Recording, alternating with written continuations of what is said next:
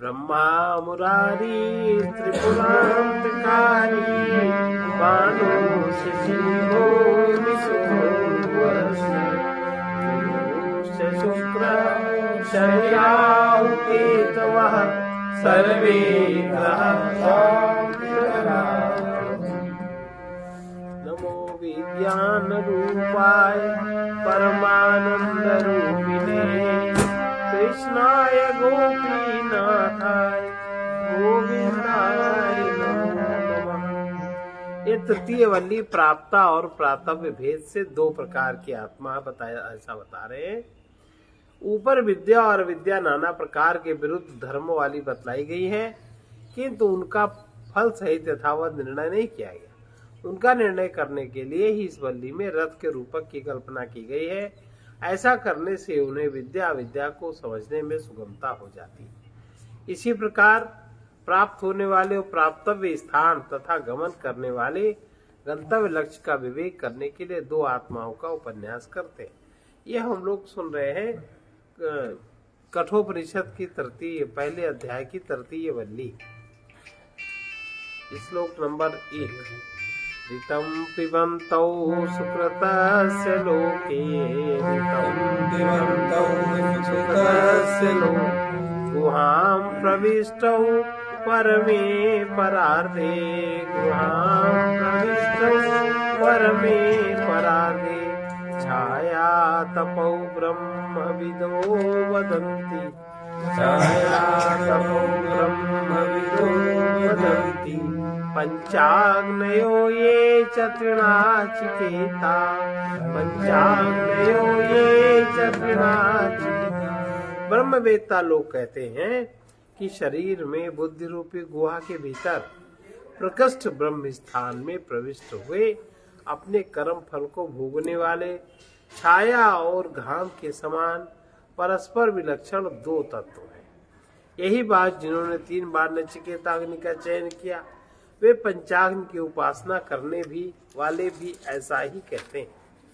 अर्थात ऋत का अर्थ है अवश्य भावी होने के कारण सत्य कर्म फल का पान करने वाले। दो आत्मा जिनमें से केवल एक कर्म फल का पान करता है माने भोग करता है, दूसरा नहीं करता, तो भी पान करने वाले से संबंध होने के कारण ये दोनों ही सुकृत अर्थात अपने किए हुए कर्म के फल को भोगते हुए ऋतम शब्द के साथ संयोग करते हैं। लोक अर्थात इस शरीर में गुहा बुद्धि के भीतर परम बाह्य देहाश्रित आकाश स्थान की अपेक्षा उत्कृष्ट पर ब्रह्म के अर्थ यानी स्थान में प्रवेश किए हुए हैं, क्योंकि उसी में पर ब्रह्म की उपलब्धि होती है। तात्पर्य यह है कि उस परम परार्ध यानी हृदयाकाश में प्रवेश किए हैं। ये दोनों संसारी और असंसारी होने के कारण छाया और धूप के समान है, परस्पर ये विलक्षण है, ऐसा ब्रह्मवेत्ता लोग कहते हैं। केवल अकर्मी लोग ऐसा नहीं कहते, बल्कि जो तृणाचिकेत है, जिन्होंने 3 बार नचिकेत अग्नि का चयन किया, वे पंचाग्नि की उपासना करने वाले गृहस्थ भी ऐसा ही कहते हैं। यह से तुरी जाना नाम अक्षरम ब्रह्मयत् परम अभयम तितीर्षतां पारम नाचिकेता सखे वही नाचिकेता सखे या से तुरी जनानाम अक्षरम ब्रह्मयत् परम अभयम तितीर्षतां पारम नाचिकेतं सखेमहि नाचिकेतं सखेमहि। जो यजन करने वालों के लिए, यजन माने जो यज्ञ संबंधी कर्म करते हैं, जो रहस्य को जानना चाहते हैं, जो तत्व को जानना चाहते हैं, तो जो जानना चाहते हैं उनके लिए सेतु के समान है, पुल के समान है। उस नचिकेत अग्नि को तथा जो भय शून्य है, जो नचिकेत अग्नि का सेवन करते हैं तथा जो जगत में भय शून्य है और संसार को पार करने की इच्छा वालों का परम आश्रय है, उस अक्षर ब्रह्म को जानने में हम समर्थ हो। अक्षर माने जो कभी क्षर नहीं होता। दुख को पार करने का साधन होने से नाचिकेत अग्नि यजमान अर्थात कर्मियों के लिए, जो कर्म करने वाले लोग हैं उनके लिए सेतु के समान होने के कारण सेतु है।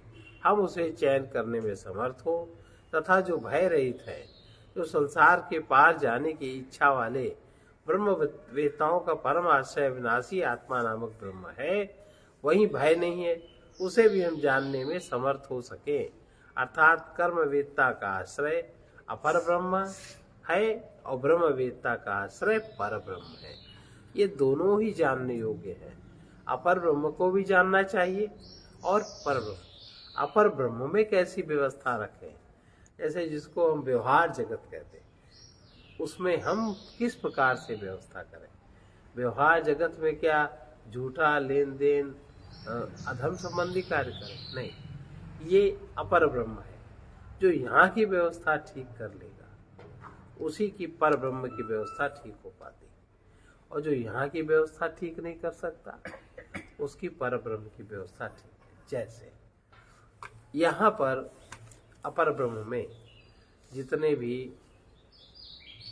लोग कहते हैं कि सब दिन बराबर है, सब दिन ग्रह गोचर नक्षत्र कुछ बराबर नहीं होते, आपकी चारों अवस्थाएं बराबर नहीं होती, आपकी जागृत अवस्था एक विशेष काल में होती है और सुप्त अवस्था एक विशेष काल में होती है, तुरीय कारण सुषुप्त अवस्था एक विशेष कालखंड होता है उसका, और तुरीय अवस्था का भी विशेष कालखंड होता है। तुरीय, अब ये जागृत जगत में आपकी स्वप्न अवस्था कब है? जब सूर्य का प्रकाश नहीं होगा, जब ऊर्जा की सक्रियता थोड़ी कम होगी,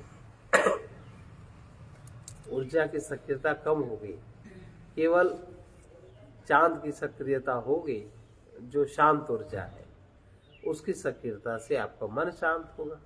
और सूर्य ऊर्जा जो सक्रिय ऊर्जा है, शांत ऊर्जा है, उसकी सक्रियता से आपका मन चंचल होता है, कर्म करने के लिए आतुर होता है। तो जागृत अवस्था आपकी इसमें रहेगी जिसमें आपको कर्म करना है, जिसमें आपको कुछ लाभ लेना है, जिसमें आपको व्यवस्था करनी है।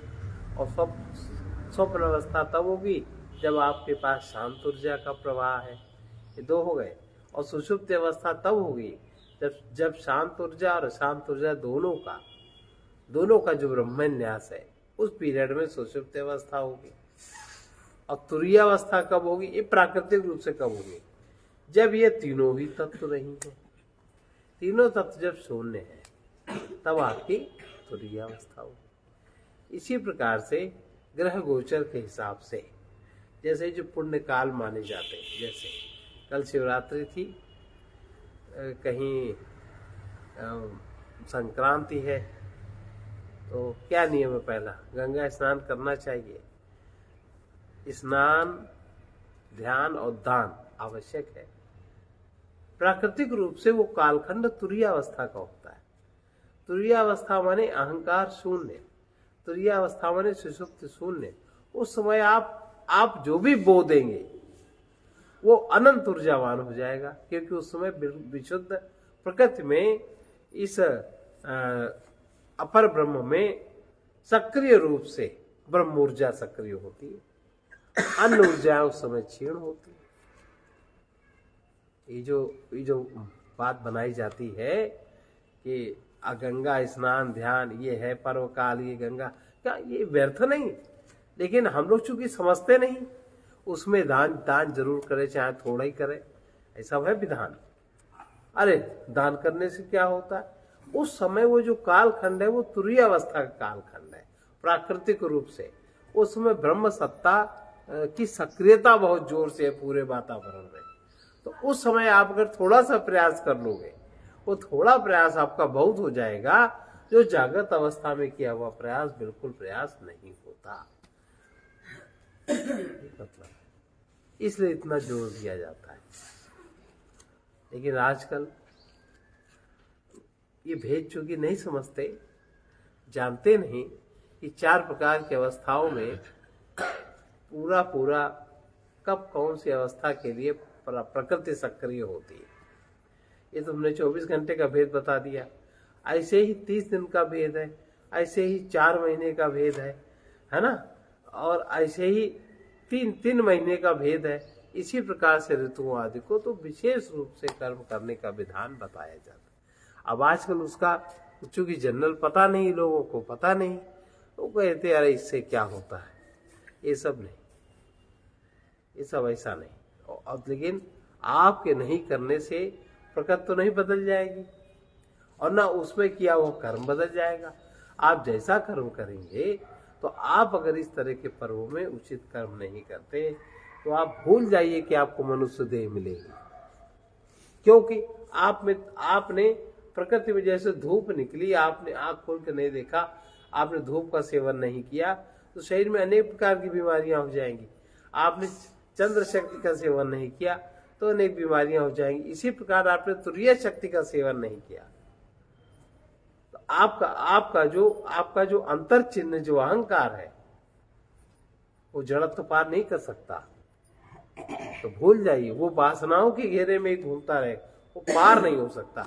इसलिए जो अपर ब्रह्म में ये व्यवस्थाएं हैं, उनको भी व्यवस्था पूर्वक सक्रिय होकर के करना चाहिए। और जो नहीं करते वो बड़े मूढ़ हैं। और फिर जो पर ब्रह्म है, तभी उसका ज्ञान भी हो सकता है। जैसे अपर ब्रह्म में जो गुरु लोग हैं, जो गुरु हैं, प्राप्त हैं तुरीयावस्था को, आप अगर उनकी उपासना नहीं करेंगे तो आपको कुछ नहीं मिलने वाला है, आपसे पुण्य भी नहीं होने वाला है। और अगर आप उनकी उपासना करेंगे तो आप कुछ न करें तो भी आपको सब कुछ मिल जाएगा। बहुत आवश्यक है। आपका धुनई सब जगह परमात्मा है, हमारे हृदय में भी है, हम तो उसकी उपासना करते हैं।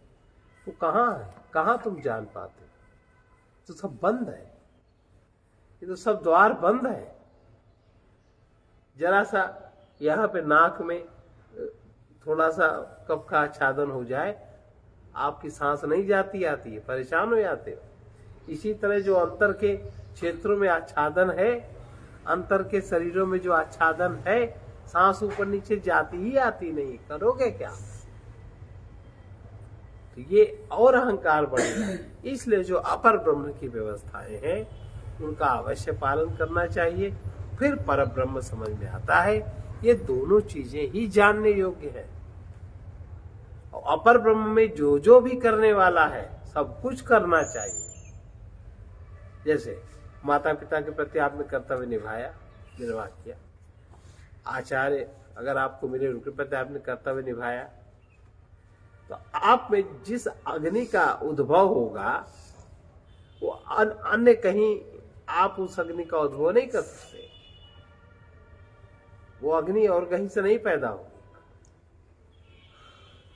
यही त्रिनाची अग्नि है, इन्हीं 3 का।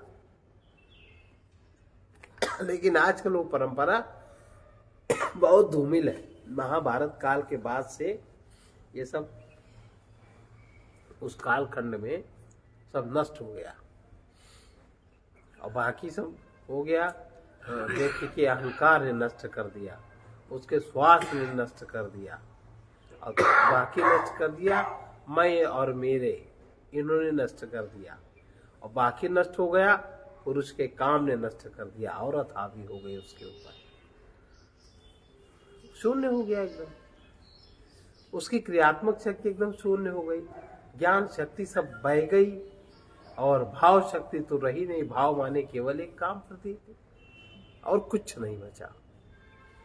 ऐसा, इसको पुरुष नहीं कहते, इसकी उपाधि पुरुष नहीं है। पुरुष तो उसको कहते हैं कि जो अपर ब्रह्म और पर ब्रह्म, जो दोनों को जानना चाहता है, और जो ठीक कर्म करता है, जिसके ऊपर किसी का शासन नहीं चलता, जिसके ऊपर जो परमात्मा की व्यवस्था को समझना चाहता है, उधर की ओर जाना चाहता है। लेकिन वर्तमान समय में या इसके पहले कुछ ऐसी स्थितियां बनी कि करीब करीब सब कुछ नगण्य हो गया। तो ये दोनों ही जानने योग्य हैं। ये इसका अर्थ है ऋतम पिबन्तौ। इसलिए इस मंत्र में दो ब्रह्मों का उल्लेख किया, एक अपर ब्रह्म और एक पर ब्रह्म। अपर ब्रह्म का मतलब समझे क्या? उनमें जो उपाधि परिच्छिन्न संसारी, जो उपाधि से परिच्छिन्न संसारी लोग हैं, तथा मोक्ष एवं संसार के प्रति गमन करने के लिए, मोक्ष के प्रति गमन करना है तो विद्या चाहिए, और अगर संसार में आपको रहना गमन करना तो विद्या चाहिए। विद्या विहीना पशु भी समाना। आपको अगर किसी भी बात का नहीं, आपको शरीर संबंधी अगर ज्ञान नहीं है तो आप अपने शरीर को बेकार कर लेते। मन संबंधी ज्ञान नहीं, आपने मन का दुरुपयोग कर डालते। बुद्धि संबंधी ज्ञान नहीं तो आप बुद्धि को एक छिद्र में ही घुसेड़ देते। अगर आपको अहंकार के सदुपयोग का ज्ञान नहीं तो हर जगह आप अहंकारी बने घूमते, हर जगह आप अपनी अकड़े दिखाते रहते, हर जगह आप अपना ही शासन चलाते रहते, अंधे हो जाते, जड़ हो जाते। और अगर आपको पदार्थ का ज्ञान नहीं, गेहूं आपके पास है, पेट में लगी है भूख, कहीं अन्न से पेट भरता है, गेहूं कितना चबा पाओगे? अन्न से पेट भरता, अन्न है, पेट में भूख भी लगी है, दांत आंत भी है, अब चबाओ। अब अन्न का और शरीर से जो आत्मा साथ होने का विज्ञान है वो अगर आपके पास नहीं है तो आप शरीर का पोषण नहीं कर। इसीलिए अपर ब्रह्म का और आपके शरीर का, आपके मन के योग का अगर वो विज्ञान अगर नहीं खुला है तो आप नहीं जा सकते। राम राम जपने रटने से न किसी का कुछ हुआ है और न आगे भी होता है। एक पागलपन जरूर छा जाता है कि नहीं? अगर आप ज्ञान का साथ अगर आपने न लिया तो आपका किया हुआ जप भी व्यर्थ जाता है, साधन भी व्यर्थ जाता। तो कह रहे हैं संसार के प्रति गमन के लिए विद्या और अविद्या का जो अधिकारी है उसके लिए दोनों के प्रति जाने के साधन स्वरूप दोनों चीजें कैसे समझी जाएं, उनके साधन स्वरूप में उपनिषद रथ की कल्पना बता रहा है कि ये शरीर कैसे चलाना चाहिए, शरीर को आपको किस तरह से रखना चाहिए, शरीर का उपयोग आप कैसे कर पाए वो बता रहे हैं। आत्मानं रथिनं विद्धि शरीरं रथमेव तु बुद्धिं तु सारथिं विद्धि मनः प्रगृहमेव च आत्मानं रथिनं विद्धि शरीरं रथमेव तु बुद्धिं तु सारथिं विद्धि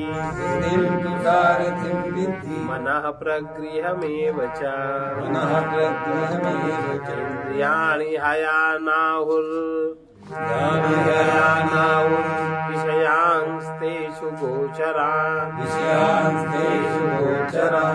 आत्मेन्द्रियमनोयुक्तम् भोक्तेत्याहुर्मनीषिणः। तुम आत्मा को तो रथी जानो, रथ में बैठने वाला मालिक, और शरीर को रथ समझो, बुद्धि सारथी है और मन को लगाम समझो। विवेकी पुरुष इंद्रियों को घोड़े बताते हैं तथा उनके घोड़े रूप से कल्पना किए जाने पर विषय पथ उनका मार्ग है। शरीर इंद्रिय मन से युक्त आत्मा ये भोक्ता है। उनमें से आत्मा को कर्म फल भोगने वाले संसारी को रथ का स्वामी जानो, शरीर को तो रथी समझो, क्योंकि शरीर में बंधे हुए अश्वरूप से इंद्रिय गण से खींचा जाता है शरीर, तथा निश्चय करना ही जिसका लक्षण है उस बुद्धि को सारथी जानो, क्योंकि सारथी रूप नेता ही जिसमें प्रधान है। उस रथ के समान शरीर बुद्धि रूप नेता की प्रधानता वाला है, क्योंकि देह के सभी कार्य प्रायः बुद्धि के ही कर्तव्य हैं और संकल्प विकल्प आदि रूप मन को प्रग्रह माने लगाम समझो, क्योंकि जिस प्रकार घोड़े लगाम से नियंत्रित होकर चलते हैं उसी प्रकार श्रोतादि इंद्रियां मन से नियंत्रित होकर के ही अपने विषयों में प्रवृत्त होती हैं। रथ की कल्पना करने पर जो कुशल पुरुषों ने चक्षु आदि इंद्रियों को घोड़े बताया, क्योंकि इंद्रिय और घोड़ों की क्रमशः शरीर और रथ को खींचने में समानता है। इंद्रियां ही शरीर रथ को खींचती हैं और घोड़े रथ को खींचते हैं। इस प्रकार उन इंद्रियों को घोड़े रूप से कल्पित किए जाने पर रूप आदि विषयों को उसका मार्ग बताया जिस मार्ग पे घोड़े जाते हैं, और शरीर इंद्रिय मन सहित जो उनसे युक्त है मन को लगाम बताया और बुद्धि को सारथी बताया। मन मनीषी पुरुष यह कहते हैं जो भोक्ता है, जो संसारी है वही आत्मा है। केवल शुद्ध आत्मा तो भोक्ता है नहीं, उसका भोक्तृत्व तो बुद्धि आदि उपाधि के कारण ही है। इसी प्रकार ध्यान करता हुआ सा, चेष्टा करता हुआ सा केवल आत्मा का अभोक्तृत्व ही दिखलाई देता है। ऐसा होने पर रथ कल्पना से उस वैष्णव पद के आगे कही जाने वाली आत्म भाव से प्राप्ति बन सकती है। और किसी प्रकार इस प्रकार से हम अगर शरीर को समझेंगे, शरीर की व्यवस्था को समझेंगे, तो हम मन के अधीन नहीं रहेंगे। मन अगर लगाम है तो मन को घोड़ों से उनको विषय पथ में चलने से किस प्रकार रोका जा सकता है। तब हम ये, लेकिन हम लोग जब मन को लगाम नहीं समझते तो हम मन के वश में हो जाते हैं, हम लोग मन की ही मानते। तो इंद्रियां जहां ले जाती मन भाग रहा इंद्रिय सुख और तन के पीछे, वैसे ही वैसे हम करते हैं तो एकदम उल्टा जीवन हो जाता है। इसलिए शुद्ध आत्मा तो भोक्ता है नहीं, उसका भोक्तृत्व तो बुद्धि और उपाधि के कारण है। इसी प्रकार ध्यान आदि चेष्टा करता हुआ आत्मा का अभोक्तत्व तो ही दिखलाई पड़ता है। जब जो ध्यान करता है, जो समाधि में जाता है, जिसकी धारणा स्थिर होती है, वही आत्मा अभोक्ता है, वो इस बात को समझ पाता है। और जो अकारण जो व्यवहार जगत में व्यस्त रहता है, उसकी एनर्जी हमेशा बाहर को बहती रहती है। वो नहीं समझता कि अधिक लाभ की क्या चीज है, तो वो फिर अपने हिसाब से अपनी कल्पना में ही, अपने संकल्प में ही व्यस्त रहता है। इसलिए वो आत्मा के अभोक्तापन को कभी नहीं जान पाता। ऐसा होने पर रथ कल्पना से वो जिसकी प्राप्ति बनती है, आत्म भाव से प्राप्ति बन सकती है। और किसी प्रकार से हम शरीर को और मन को, बुद्धि का उपयोग नहीं कर सकते। हम अपने आत्म भाव में स्थिर नहीं हो सकते। हम देह भाव में स्थिर रहकर, हम इंद्रियों के भाव में स्थिर रहकर, जगत शब्द स्पर्श के भाव में स्थिर रहकर, मैं और मेरे के भाव में स्थिर रहकर हर जगह हम भोग की कल्पना ही करते हैं। अविवेकी व्यक्ति की क्या व्यवस्था, अब जिसको विवेक है नहीं, अब कल्याण बाबा को ले लो, क्या करे? अशोक बाबा को ले लो, क्या करे? अविवेकी व्यक्ति, यह सामान्य घरों में, हम अपने आप के घरों में जो इंद्री का गुलाम है, स्त्री का गुलाम है, उसको ले लो। जो धन का गुलाम है उसको देख लो, कैसे बंदर की तरह नाचते हैं आदमी, सारा कुछ, उन्हें कुछ मतलब नहीं है। देख लो किस तरह की गुलामियत होती है, कितना कष्टदायी होती है। वो रोगड़ा हो जाता है, बीमार हो जाता है। ऐसे आदमियों को देखो, बीमार, सुस्त, पता नहीं इनकी गति किधर जा रही है। एक ही दो काम उनके पास है। जो अविवेकी व्यक्ति है वो बेचारा विवश है अविवेक के कारण, वो कुछ नहीं कर पाएगा जब तक उसको विवेक नहीं होगा। यस्तु विज्ञानवान भवत्य युक्तेन मनसा सदा तस्येन्द्रियाण्यवश्यानि दुष्टाश्वा इव सारथी। लेकिन जो बुद्धि रूपी सारथी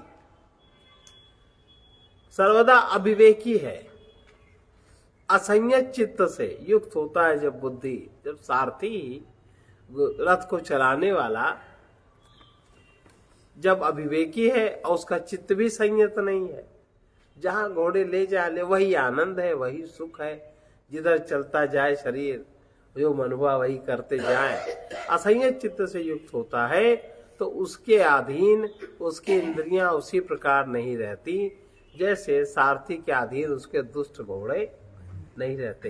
कभी कभी अगर घोड़े बिगड़ जाते हैं सड़क पे, देखो वो कितना परेशान हो जाता है सारथी। ऐसे ही जिसके शरीर की इंद्रियां बिगड़ी हैं, मन जिसका बिगड़ा है, उसको नहीं दिखाई पड़ता।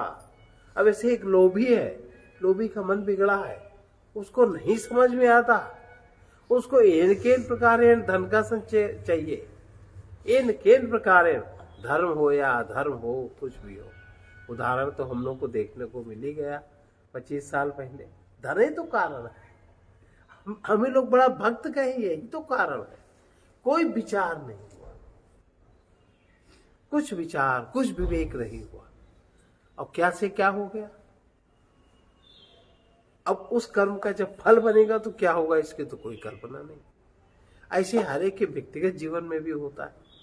तो कह रहे हैं ऐसा होने पर जो बुद्धि रूप सारथी जब अविज्ञानवान है, प्रैक्टिकल नहीं है, उसको आता नहीं है रथ चलाना। अविज्ञान माने प्रैक्टिकल नहीं है, जानता नहीं है, उसकी ट्रेंड नहीं है, अकुशल है, रथ संचालन में का उसको तरीका नहीं आता। अन्य सारथी के समान इंद्रिय रूप घोड़ों की प्रवृत्ति निवृत्ति उसको नहीं पता कि घोड़ा कब इधर जाएगा, कब इधर जाएगा, कब वो प्रवृत्त होता है, कब वो निवृत्त होता है, कुछ वो नहीं जानता। वो सर्वदा लगाम स्थानीय अयुक्त ग्रहित विक्षिप्त चित्त से युक्त है। वो लगाम, वो मन कैसा हो जाता है, जिसका सारथी प्रवृत्ति निवृत्ति के विवेक से रहित है। वो सर्वदा प्रग्रह माने लगाम स्थानीय अयुक्त, वो लगाम को मन को युक्त नहीं कर पाता, अग्रहित ग्रहण भी नहीं कर पाता, लगाम को ठीक से पकड़ नहीं पाता मजबूती से, और विक्षिप्त चित्त से युक्त हो जाता है। उस अनिपुण बुद्धि रूप सारथी के इंद्रिय रूप घोड़े रथादि हाँकने वाले अन्य सारथी के दुष्ट जो बेकाबू घोड़ों के समान अवश्य यानी जिनका निवारण नहीं किया जा सकता, उसके घोड़े, उसकी इंद्रियां, उसका मन, 11वीं इंद्रिय उसका मन ऐसा ही हो जाता है। अब जो विवेकी व्यक्ति है वो स्वाधीन है। संसार में भी तो विवेक चाहिए।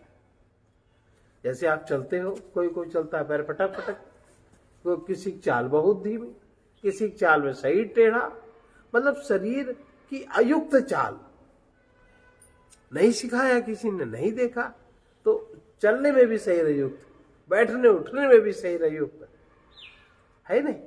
तो क्या होता है, असमय शरीर रोगी हो जाता है, असमय आप शरीर की शक्ति का प्रयोग फिर नहीं कर पाते। विवेकी जो व्यक्ति है वो छोटी छोटी बातों में विवेक का प्रयोग करते हुए, सावधान रहते हुए कैसे रहता। यस्तु विज्ञानवान भवति युक्तेन मनसा सदा तस्येन्द्रियाणि वश्यानि सदस्वा इव सारथे। परंतु जो बुद्धि रूपी सारथी जिसका कुशल है, सर्वदा समाहित चित्त रहता है, उसके अधीन इंद्रियां इस प्रकार रहती है जैसे सारथी के अधीन उसके अच्छे घोड़े रहते हैं। बुद्धिमान सारथी विज्ञानवान कुशल मन को नियंत्रित रखने वाला संयत चित्त होता है, मन की शक्ति का उपयोग करता है, उसकी अश्वस्थानीय इंद्रियां प्रवृत्त और निवृत्त के जाने में समर्थ हैं जैसे सारथी के अच्छे घोड़े समर्थ होते हैं। अविज्ञानवान बुद्धि रूपी सारथी वाले रथी के लिए शुक्ति ये श्रुति फल बताती है। जो अविज्ञानवान है उसका इस तरह जीवन में जीने का क्या फल होता है। अविवेकी व्यक्ति को संसार की प्राप्ति होती। यस्तु विज्ञानवान भवत्या अमनस्कः सदा शुचि न स तत्पदमाप्नोति संसारं चाधिगच्छति। यस्तु विज्ञानवान भवत्या अमनस्कः सदा शुचि न स तदमम् आप्नोति संसार साधि गच्छति। किंतु जो अविज्ञानवान है, अनिग्रही चित्त है, कुशल नहीं है, वो व्यक्ति सदा अपवित्र होता है। उससे कोई कार्य नहीं कराना चाहिए, वो सब काम बिगाड़ देगा। उसमें कोई बुद्धि विवेक है नहीं, कुछ नहीं वो कर सकता, और जो भी करेगा उसको गलत करेगा, जैसा उसके मन में आ रहा वैसा करेगा। असंयत चित्त, जो अविज्ञानवान है, अनिग्रही चित्त है, वो सदा अपवित्र ही रहता है, अपवित्र रहने वाला होता है। वो व्यक्ति कभी भी उस पद को प्राप्त नहीं कर सकता, परंतु वो अपना जैसा कल्पना करता, जैसा सोचता, वो उसी में घूमता रहता है। किंतु जो अविज्ञानवान, अमनस का संयत चित्त, इसलिए सदा वो अपवित्र रहने वाला होता है। अब ये समझ ले अपवित्र पवित्र की परिभाषा क्या है। उसे कुछ नहीं कराना चाहिए, वो कुछ कर ही नहीं सकता, वो सेवा भी नहीं कर सकता। जिसको इतना नहीं आया करना, क्या करेगा वो? उसको पता ही नहीं, कुछ सामान्य काम नहीं कर सकता।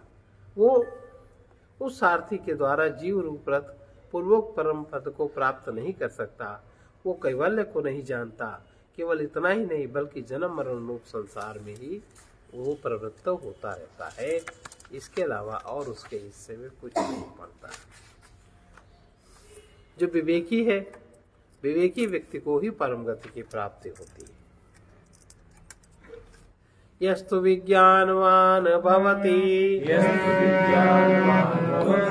समनस्कः सदा शुचि सतु तत्पदमाप्नोति यस्मात् भूयो न जायते।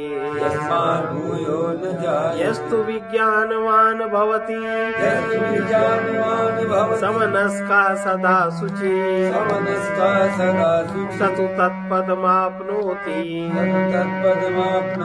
यस्मात् भूयो न जायते।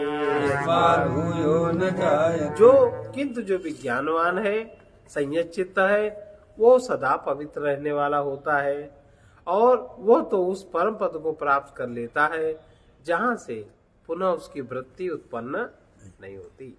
उसके जीवन में वृत्ति का क्षय हो जाता है, उसका जीवन उत्तम होता है।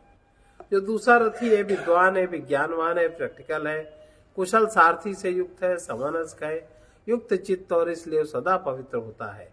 वो तो उस पद की प्राप्त कर लेता है जिस पद को प्राप्त हो करके फिर उससे कोई च्युत न हो करके फिर संसार में उत्पन्न नहीं होता। वो पद क्या है? विज्ञान सारथिरयस्तु मना प्रगृहवान् नरः सोऽध्वनः परमाप्नोति तद विष्णु परमं पदम्। विज्ञान सारथिरयस्तु मना प्रगृह्यवान् नरः सोऽध्वनः पारमाप्नोति तद विष्णु परमं पदम्। जो मनुष्य विवेक युक्त बुद्धि सारथी से युक्त है और मन उसका उसके वश में रहता है, वो मन के वश नहीं होता, वो संसार मार्ग से पार हो जाता है और उस विष्णु माने जो व्यापक परमात्मा है उस परम पद को निरंतर अनुभव करता है। क्योंकि देखो वो पद तो प्राप्त है सभी को, उसका बोध चाहिए, उसकी जागृति चाहिए, तो वो उसको उसमें जागृत हो जाता है और निरंतर उसमें जागृति उसकी रहती है। विवेक युक्त बुद्धि सारथी से युक्त मनो निग्रहवान, यानी ग्रहित चित्त एकाग्र मन वाला होता हुआ पवित्र है। वो संसार गति के पार यानी अवश्य प्राप्त हुए परमात्मा को प्राप्त कर लेता है, अर्थात संपूर्ण संसार बंधनों से वो मुक्त हो जाता है। उस विष्णु यानी वासुदेव, वासुदेव सर्वमिति यह महात्मा सुदुर्लभ, ऐसा जो जानता है वो सर्वव्यापक पर ब्रह्म परमात्मा को परम उत्कृष्ट पद स्थान अर्थात स्वरूप उसे प्राप्त करता है। अब जो प्राप्तव्य पद है उसका स्थूल इंद्रियों से आरंभ करके सूक्ष्मत्व के तारतम्य क्रम से प्रत्यगात्म स्वरूप का ज्ञान किस प्रकार प्राप्त होता है वो बता रहे हैं, इसलिए उसको बता रहे हैं।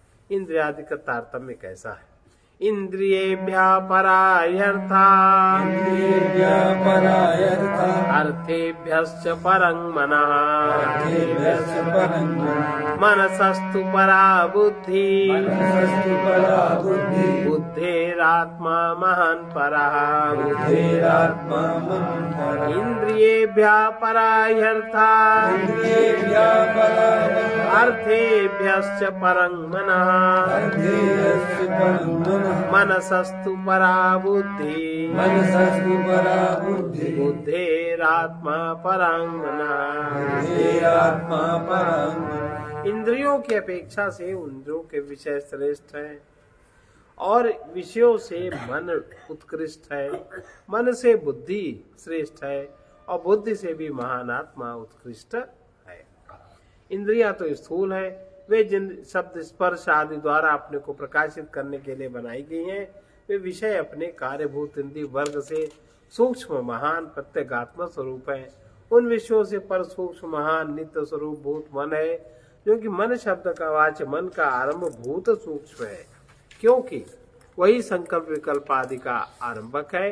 मन से भी परे सूक्ष्मतर महत्तर एवं प्रत्यगात्म भूत बुद्धि शब्द वाच्य अध्यवसायिक आदि आरंभक भूत सूक्ष्म है।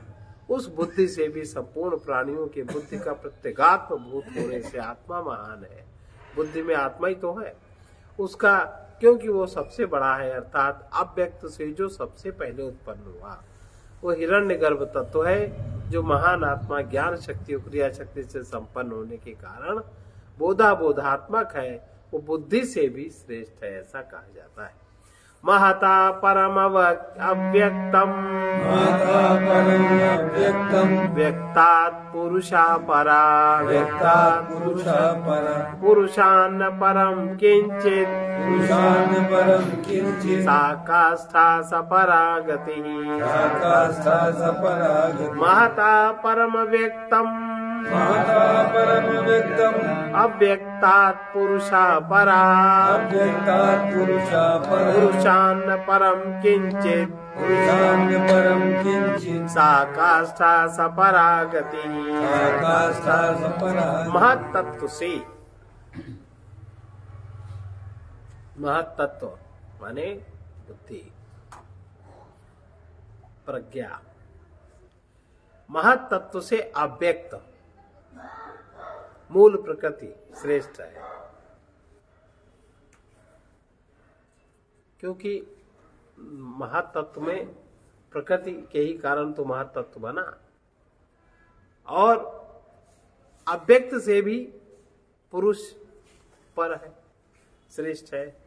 पुरुष से पर और कुछ भी, पुरुष माने आत्मा, उससे पर और कुछ भी नहीं है। वही सूक्ष्मत्व की पराकाष्ठा हद है और वही उत्कृष्ट गति। जो इस बात को समझ जाता है वो उस गति में स्थिर हो जाता है।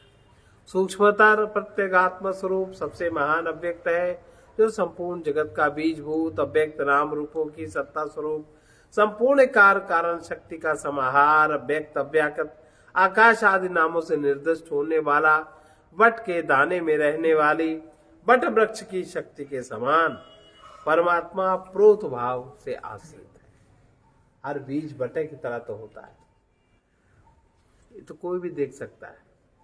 उस अव्यक्त की अपेक्षा संपूर्ण कारणों का कारण तथा प्रत्यगात्म रूप होने से पुरुष सूक्ष्मतर और महान है, इसलिए वो सब में पूरित रहने के कारण। अच्छा, अगर महान ना हो तो सब बीज कैसे वृक्ष बनते हैं?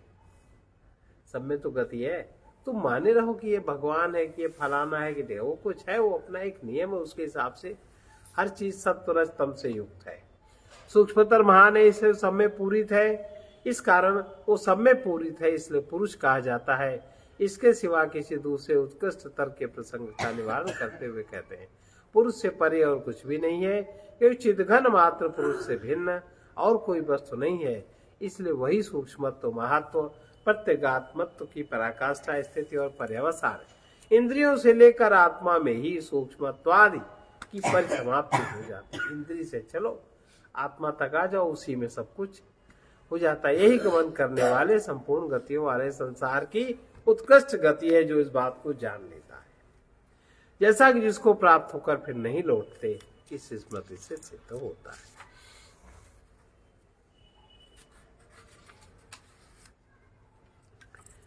आत्मा सूक्ष्म बुद्धिग्राही है, स्थूल बुद्धिग्राही आत्मा नहीं है। जिसकी बुद्धि जितनी सूक्ष्म हो वही इस चीज को समझ पाएगा। एष सर्वेषु भूतेषु गूढ़ोत्मान प्रकाशते दृश्यते त्वज्ञया बुद्ध्या सूक्ष्मया सूक्ष्मदर्शिभिः एष सर्वेषु भूतेषु गूढ़ोत्मान प्रकाशते दृश्यते त्वज्ञया बुद्ध्या सूक्ष्मया सूक्ष्मदर्शिभिः। संपूर्ण भूतों में छिपा हुआ ये आत्मा सबके सामने प्रकाशमान नहीं होता। ये तो सूक्ष्म जो अहंकार से युक्त है, जिन्होंने अहंकार के पर्दे को नहीं हटाया, जिनकी जागृति महत्त्व में नहीं हुई, जो अहंकार के आगे विकारों में ही जो नाच रहे हैं, अपनी मान्यता की कल्पना में ही जो खोए हैं, जो इस अपर ब्रह्म में पर ब्रह्म में कुछ नहीं समझते, वो आत्मा उनको प्रकाशित नहीं होता। ये तो सूक्ष्मदर्शी पुरुषों द्वारा अपनी तीव्र एवं सूक्ष्म बुद्धि से ही देखा जाता है।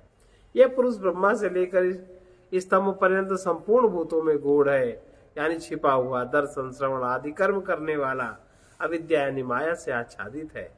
अविद्या माने अहंकार, अहंकार के इधर सारी चीज माया और अहंकार के इधर महातत्व अव्यक्त, फिर उससे श्रेष्ठ पुरुष, माया से पार वो चीजें हैं, उससे आच्छादित है। अतः सबका अंतरात्मा स्वरूप होने के कारण आत्मा किसी के प्रति प्रकाशित नहीं होता। ये माया बड़ी ही गंभीर दुर्गम विचित्र है, जिससे कि संसार के सभी जीव वस्तुतः परमार्थ स्वरूप होने पर भी, शास्त्र और आचार्य द्वारा वैसा बोध कराए जाने पर भी अपने को नहीं समझते, इस तत्व का ग्रहण नहीं करते, बल्कि जो देह इंद्रिय आदि संघात से घटात के समान जो अपना दृश्य है उसी को नहीं समझते, उस दृश्य को ही मैं मानने लगते हैं। इस प्रकार आत्मभाव से ग्रहण करते हैं समस्त दृश्य को। निश्चय उस परमात्मा की माया से सारा जगत अत्यंत भ्रांत हो रहा है। योग माया से आवृत हुआ मैं सबके सन्मुख प्रकट नहीं होता। इसलिए अब उसकी प्राप्ति का क्या उपाय है, इसको बता रहे हैं। वो कैसे प्राप्त होगा। यच्छेद्वांग मनसि प्राज्ञस्तदच्छेन् ज्ञानमात्मनि ज्ञानमात्मनि महति नियच्छेत् तद्यच्छेत् शांत आत्मनि विवेकी पुरुष वाणी का, वाक इंद्रिय का माने सारी इंद्रियों का मन में उपसंहार करे, उसका प्रकाश स्वरूप जो उसका जो सूक्ष्म सार बचे मन में प्रतीति बचे, उसको बुद्धि से समझे, बुद्धि में लेकर माने उसको बुद्धि से समझ करके उसको अलग करें, और बुद्धि को अहंकार में नहीं बुद्धि को महत्त्व में लीन करें। अहंकार तो एक कल्पना है, अहंकार को समझ, जब अहंकार को देखेंगे तो कुछ समझ में नहीं आएगा, उसको महत्त्व में लीन करें और महत्त्व तो शांत आत्मा में नियुक्त करें। ऐसा उत्तिष्ठ जाग्रत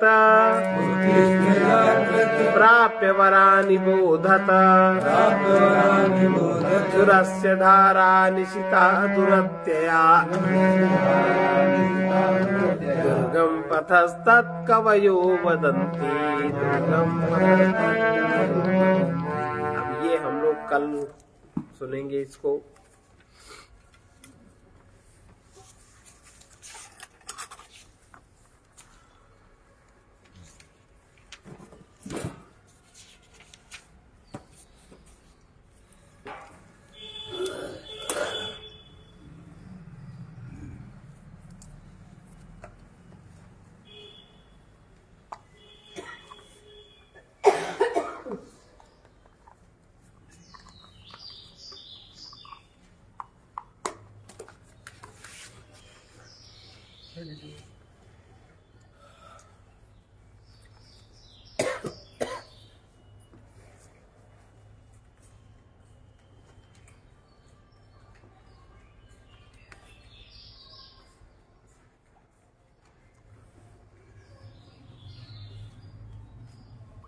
डगमग मन को संबोधित करते जो द्वंद्व स्थित रहती है, डगमग होता है मन कि करे कि न करे, उसको छोड़ दे। यही तो बौरापन। जब तक मन के पीछे बुद्धि नहीं होती, बुद्धि निश्चय नहीं करती, तब तक मन ऐसे रहता है। डगमग छाणी दे मन बौरा, डगमग छाणी दे मन बौरा। अब तो जरे बरे बनियावे, तो जरे बरे बनियावे। तीनों हाथ सिंधौरा, तीनों हाथ सिंधौरा। सिंधौरा जानते किसको कहते हैं? सिंधौरा वो पात्र होता है कि जो आपके सिर के आकार का होता है, सिर के आकार का, और सिर के आकार की सक्रियता, सिर में अंदर जो नसें नाड़ियां सहस्त्रार में हैं, उसमें जो पदार्थ होता उसमें सक्रियता हो जाए, उस वस्तु को कहते हैं सिंधौरा। अब तो जरे बरे बनियावे, अब तो जरे बरे बनियावे। तीनों हाथ सिंधौरा, तीनों हाथ सिंधौरा। डगमग छाणी दे मन बौरा, डगमग छाणी दे मन बौरा। होय निहंसक मगन होए नाचो, मगन होए नाचो। लोभ मोह भ्रम छोड़ो, भ्रम छोड़ो। सूरा काह मरण को डर पे, सूरा काह मरण को डर पे। सती न संचय भांडो,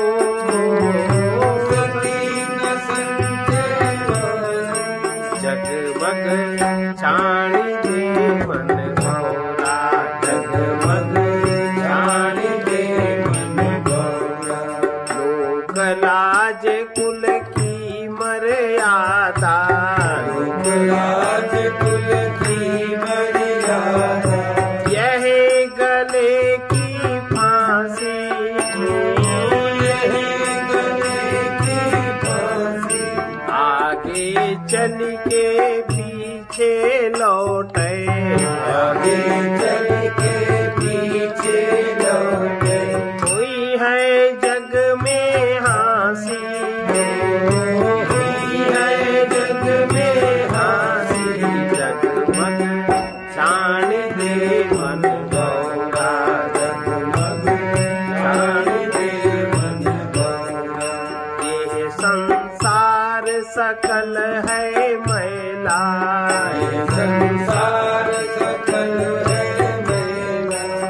राम गहे ते सूचा, राम गहे ते सूचा।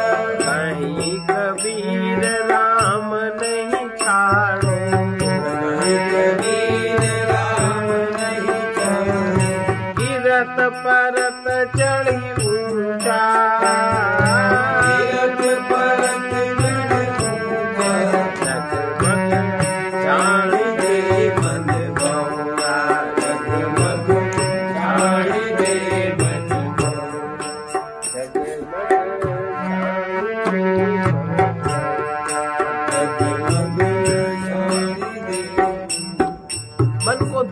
नहीं रखना चाहिए। निश्चयात्मक बुद्धि रखे, विवेकी बुद्धि रखे, तो ये जो अनेक प्रकार की मान्यताएं, कल्पनाएं, रूढ़ियां हैं, तो इनसे पार हुआ जा सकता जागृत रह के। और जो नहीं जागृत रहता वही अपवित्र है, निरंतर अपवित्र है, उससे कोई शुद्ध काम नहीं कराया जा सकता। सर्वे भवन्तु सुखिनः, सर्वे सन्तु निरामयाः, सर्वे भद्राणि पश्यन्तु, मा कश्चित् दुःखभाग् भवेत्। कृष्णाय वासुदेवाय हरे परमात्मने प्रणतक्लेशनाशाय गोविन्दाय नमो नमः। उग्रवीर महाविष्णु, उग्रवीर महाविष्णु, ज्वलन्तं सर्वतोमुखं, ज्वलन्तं सर्वतोमुखं, नृसिंहं भीषणं भद्रं, नृसिंहं भीषणं भद्रं, मृत्युमृत्योर्नमाम्यहम्, मृत्युमृत्योर्नमाम्यहम्। ॐ ह्रौं जूं सः, ॐ ह्रौं जूं सः, ॐ भूर्भुवः स्वः, ॐ भूर्भुवः स्वः, ॐ त्र्यम्बकं यजामहे, ॐ त्र्यम्बकं यजामहे, सुगन्धिं पुष्टिवर्धनम्, सुगन्धिं पुष्टिवर्धनम्। उर्वारुकमिव बन्धनात्, उर्वारुकमिव बन्धनात्, मृत्योर्मुक्षीयमामृतात्, मृत्योर्मुक्षीयमामृतात्। ॐ स्वः, ॐ भुवः भूः, ॐ स्वः, ॐ भुवः भूः, ॐ सः जूं ह्रौं ॐ सः जूं ह्रौं। असतो मा सद्गमय, तमसो मा ज्योतिर्गमय, मृत्योर्मामृतम्। ॐ पूर्णमदः पूर्णमिदं पूर्णात् पूर्णमुदच्यते, पूर्णस्य पूर्णमादाय पूर्णमेवावशिष्यते। ओम शांति शांति शांति।